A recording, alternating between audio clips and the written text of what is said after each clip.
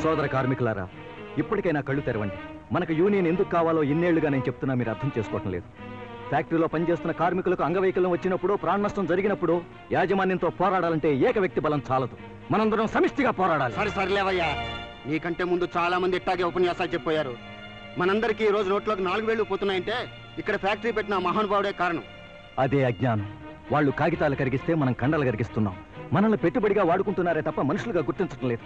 ఈ అవకాశాన్ని మనం ఉపయోగించుకుని యూనియన్ స్థాపించి యజమానుల కళ్ళు తెరిపిద్దాం. అది అంత తేలిక కాదు లేసేవయ్యా.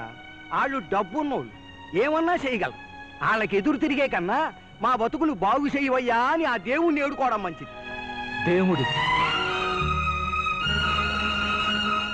ఈ దేవుడు ఏం చేస్తున్నాడు? తన కళ్ళ ముందు చేయి విరిగిన సుబ్బయ్యను ఆదుకున్నాడా? తన ముందు ఆకలితో నకనకలాడిపోతున్న మనుషులు చూసి కన్నీరు గచ్చాడా? ఏం చేశాడు ఈ దేవుడు?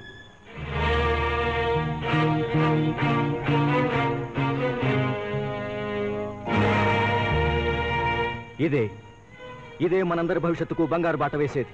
మీరు జేజేలు కొట్టాల్సింది రంగనాయకులకి, కనిపించని దేవుడికి కాదు, ఈ యూనియన్కి. ఏమిటో చాలా ఆవేశంగా అనర్గళంగా మాట్లాడేస్తున్నావు. ఒకవేళ రాజకీయ నాయకుడిని కావాలనే కోరిక ఏమైనా ఉందా?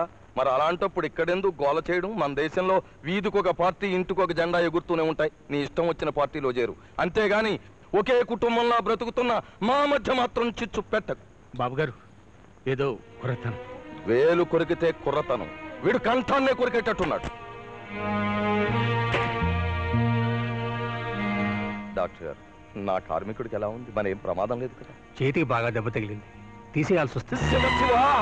తీసేయాల్సి వస్తే ఈ చెయ్యి తీసి నా కార్మికుడికి పెట్టండి.